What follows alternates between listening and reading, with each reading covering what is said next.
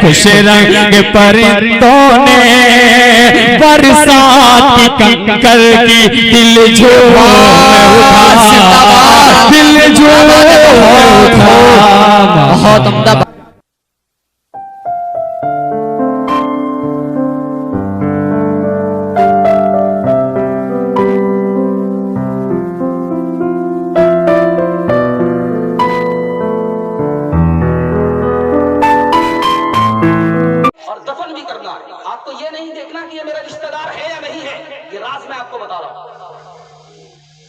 ایک صحابی کہتے ہیں کہ اللہ کے رسول نے فرمایا جب کوئی مسلمان کا نماز جنازہ پڑھتا ہے، مسلمان کی نماز جنازہ پڑھتا ہے تو اس کو ثواب 1 قیرات ملتا ہے، اور 1 قیرات احد پہاڑ کے برابر ہے، اور جب وہ اس کو دفن کرتا ہے مٹی دیتا ہے تو 2 قیرات ثواب ملتا ہے، 2 احد پہاڑ کے برابر ثواب ملتا ہے۔ تو ایک صحابی نے پوچھا کہ تم نے یہ حدیث رسول اللہ سے سنی ہے؟ کہا کہ ہاں سنی ہے۔ تو ہاتھ ملنے لگے، افسوس ہم نے کتنی ثواب کو ضائع کر دیا، آج کے بعد نماز جنازہ بھی پڑھوں گا اور دفن اور کفن میں شریک بھی رہوں گا۔ ایک آدمی باپ کے انتقال کے بعد فاتحہ کرانے کے لیے آئے، تو جعلی مولوی صاحب نے کہا کہ 100 روپیہ والا فاتحہ ہے، 105 روپیہ والا فاتحہ ہے، 111 والا فاتحہ ہے۔ وہ بولا کہ میرے پاس زیادہ پیسہ نہیں ہے، ٹوٹا پھوٹا چھوٹا موٹا فاتحہ کر دیجیے۔ تو جب فاتحہ کر دیا تو 10.25 روپیہ مانگنا شروع کیا کہ نہیں بھائی میں تو 1.25 روپیہ والا فاتحہ کرایا ہے، 1.25 روپیہ والی فاتحہ کر دو۔ بولا کہ جلدی سے 10.25 روپیہ دو ورنہ تمہاری فاتحہ کی ناس نکال دے۔ ابھی سوچنے لگا کہ ناس کیسے نکالے گا، یہ جعلی مولوی صاحب پڑھتا ہے قل اعوذ برب الناس تیرے فاتحہ کی ناس، ملک الناس تیرے فاتحہ کی ناس ناس ناس۔ وہ جلدی سے بھاگا، کہا کہ مولوی صاحب ناس مت نکالیے، میں پیسہ لے کر کے آیا۔ اور 10.25 روپیہ جب لے کر کے آیا تو کہا کہ مولوی صاحب فاتحہ کی جو آپ نے ناس نکال دی واپس لے لیجیے۔ کہتا ہی ہوشیار آدمی، کہا القاریہ ملقاریہ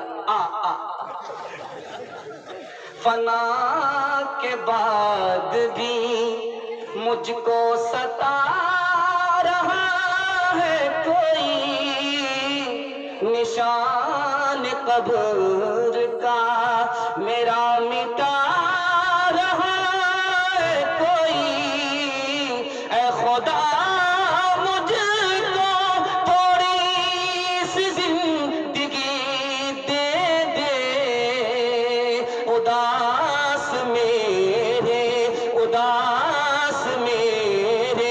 جنازے سے جا رہا ہے کوئی، فنا کے بعد بھی۔ بالکل سچا پکا وعدہ ہے۔ آخری پیغام 2-3 منٹ کا عورتوں کے حوالے سے سنا رہا ہوں تاکہ اس حصے کا جلسہ مکمل ہو جائے۔ انشاءاللہ لاٹھی سے خبر لیں گے، ہاتھ اٹھا دیے انشاءاللہ۔ یہ دیکھیں سالی پر زیادہ مہربان ہوں گے، ہاتھ اٹھائیے انشاءاللہ۔ یہ آخری پیغام ہے، عورتوں کے حوالے سے سنا رہا ہوں، اس کو بہت دھیان سے سنیے گا۔ بیٹے سے زیادہ بیٹی کو پڑھائیے گا۔ میں راز بتا رہا ہوں، بیٹی 4 منزل میں پہنچتی ہے۔ پہلی منزل میں وہ بیٹی ہے، دوسری منزل میں وہ بیوی ہے، تیسری منزل میں وہ ماں ہے، چوتھی منزل میں وہ ساس ہے۔ جب بیٹے سے زیادہ بیٹی پڑھے گی تو اچھی بیٹی ہوگی، اچھی ماں ہوگی، اچھی بیوی ہوگی، اچھی ساس ہوگی۔ بیٹے سے زیادہ بیٹی کو پڑھانا۔ راز بتانے کے لیے جا رہا ہوں، دھیان سے سنیے گا۔ حضرت عائشہ رضی اللہ عنہا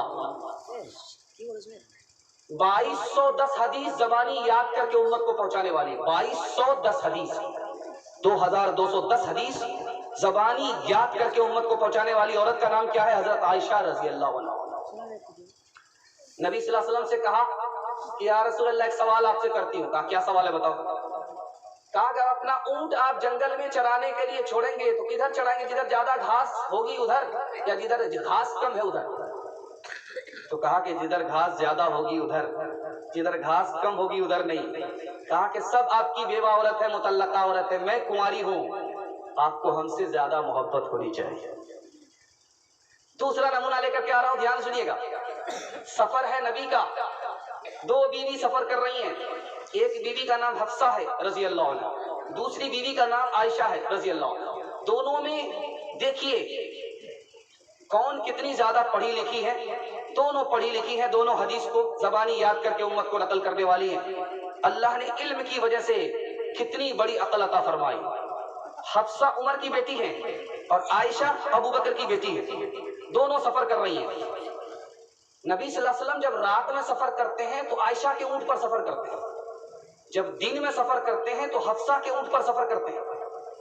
जो बीवी दिन में साथ होती हैं वो उमर की बेटी है, जो रात में साथ होती हैं वो अबू बकर की बेटी है। अब उमर की बेटी ने दिमाग लगाया कि नबी सल्लल्लाहु अलैहि वसल्लम रात में मेरे साथ सफर करें तो अच्छा। आयशा से कहा कि तुम मेरे ऊंट पर बैठ जाओ, मैं तुम्हारे ऊंट पर बैठ जाती हूँ, तुम मुझे देखना वहां से, मैं तुम्हें यहाँ से देखूंगी। ये धोखा खा गई। नबी सल्लल्लाहु अलैहि वसल्लम का जब सफर हुआ तो हफ्सा के साथ हुआ, आयशा के साथ नहीं हुआ। आयशा सफर से महरूम हो। तीसरी मिसाल दे रहा हूँ, ध्यान सुनिएगा। यही मेंबर है जिसमें मैं बैठा हूँ।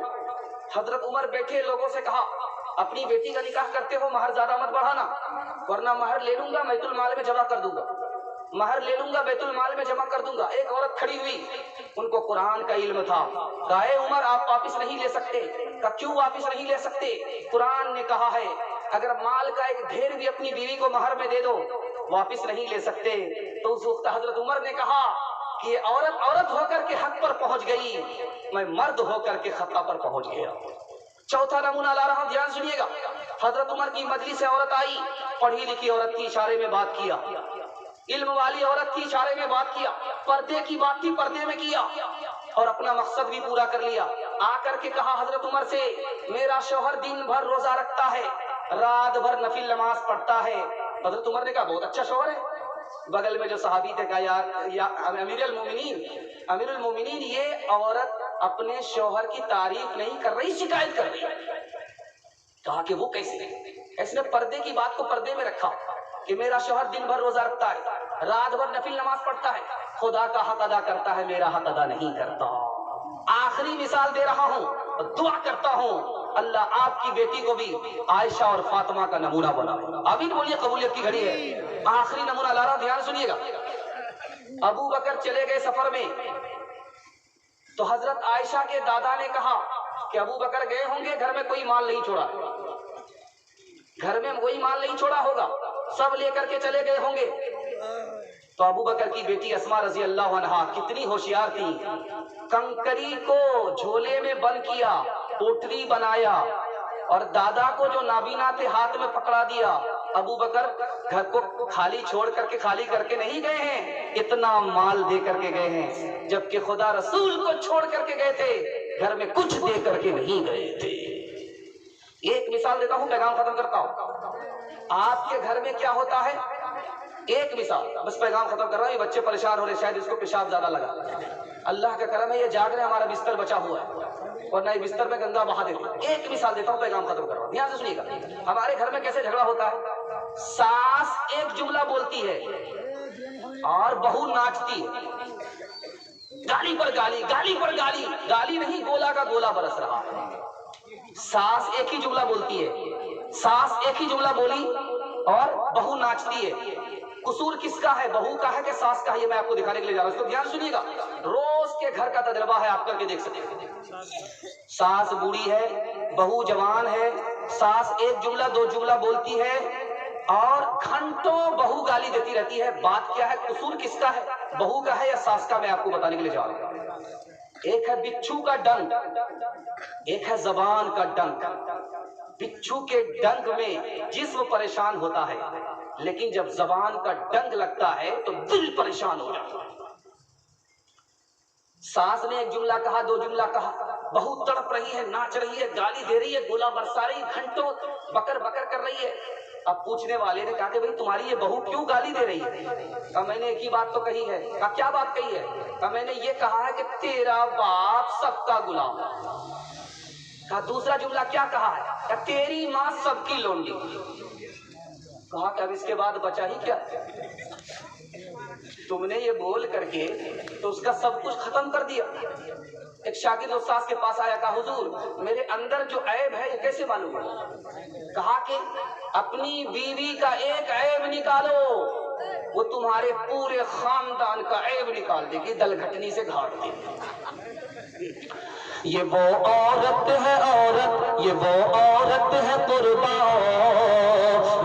جس کی شرافت پہ یہ ایسی ماں ہے ماہ رشک کھائیں جس کی قسمت پہ یہ المسلمی ہے اور شہزادی ہے صحرا کی، اسی کے نازنی قدموں سے آبادی ہے صحرا کی، یہ عورت اور اس کی گود بے بیٹا جو لیٹا ہے یہ پیغمبر کی بیٹی ہے، وہ پیغمبر کا بیٹا ہے، یہی وہ مائیں تھی جن کی گود میں اسلام پلتا تھا، اسی غیرت سے انسان اور کے سانچے میں ڈھلتا تھا۔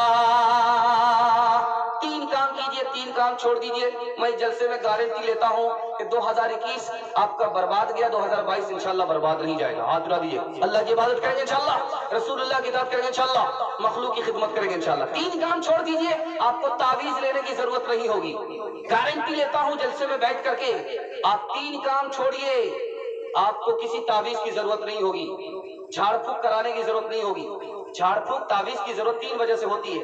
انشاءاللہ آپ گناہ چھوڑ دیں گے، گناہ نہیں کریں گے، ہاتھ اٹھائیے، غلط نہیں کمائیں گے، ہاتھ اٹھائیے، غلط ماحول میں نہیں جائیں گے، نہ کتابوں سے نوازوں سے نظر سے پیدا، دین ہوتا ہے بزرگوں کی نظر سے پیدا، نہیں سیکھا انہوں نے دین رہ کر شیخ کے گھر میں، پلے کالج کے چکر میں، مارے صاحب کے دفتر میں، تھے کرک کے چکر میں تو روٹی بھی گئی، بڑی شیخ کی طاق میں تھے تو چھوٹی بھی گئی، نہ مانی بات وائس کی، تھے پتلون کے چکر میں تو لگوٹی بھی گئی، وآخر دعوانا الحمدللہ رب العالمین۔ دعا کر لیجیے۔ اللهم صل على سيدنا حبيبنا شفينا ومولانا محمد وبارك وسلم، اللهم اغفر لحينا وميتنا وشاهدنا وغائبنا وصغيرنا وكبيرنا وذكرنا وانثانا، اللهم من احييته منا فاحيه على الاسلام ومن توفيته منا فتوفه على الإيمان، اللهم اغفر للمؤمنين والمؤمنات والمسلمين والمسلمات الأحياء منهم والأموات إنك سميع قريب مجيب للدعوات يا رب العالمين، اللهم ارحمنا وارحمهم فإنك خير الراحمين، اللهم ارزقنا وارزقهم فإنك خير الرازقين، اللهم اهدنا واهد لهم فإنك خير الهادين، اللهم اغفر لنا واغفر لهم فإنك خير الغافرين۔ اللہ جس مدرسے کا یہ جلسہ، اس مدرسے کو قبول فرما، اس کی ضرورت کو خزانے غیب سے پورے فرما، اس کی محبت کو، عظمت کو لوگوں کے دلوں میں داخل و شامل فرما، اس کو تعلیم سے، تعاون سے آباد فرما، مکمل آباد فرما۔ اے ہمارے پروردگار، ہمارے بوڑھوں کی عمر میں خوب خوب برکت عطا فرما، ان کا سایہ تادیر قائم فرما، جسمانی روحانی تمام بیماریوں سے ہمارے بوڑھوں کو نجات عطا فرما، مرنے سے پہلے پہلے کلمہ اور ایمان پر خاتمہ نصیب فرما، ہمارے بچوں کو علم اور ہنر سے مالا مال فرما، سیرت اور صورت کا مالک بنا، ظاہر و باطن کا ایک اور نیک بنا، ان بچوں سے ہمارے دل کی مراد پوری فرما، ہمارے مستقبل کو روشن فرما۔ اے اللہ ہمارے جوانوں کو قبول فرما، دین کا حافظ بنا، دین کا محافظ بنا، دین کا دائی بنا، دین کا شہدائی بنا، اپنی عبادت کے لیے قبول فرما، اپنے رسول کی اطاعت کے لیے قبول فرما، مخلوق کی خدمت کے لیے قبول فرما۔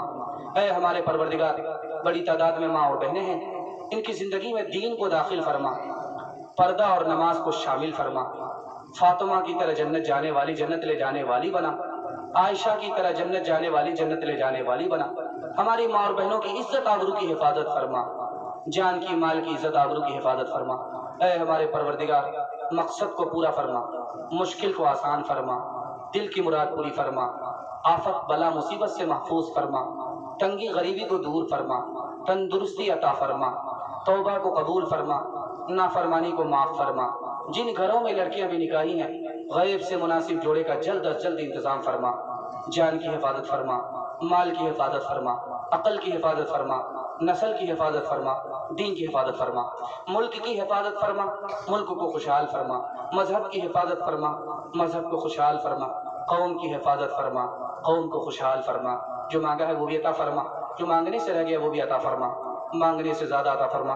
ربنا تقبل منا انك انت السميع العليم وتب علينا انك وأنت التواب الرحيم. وصلى الله تعالى على خير خلقه محمد وآله وصحبه أجمعين برحمتك يا أرحم الراحمين.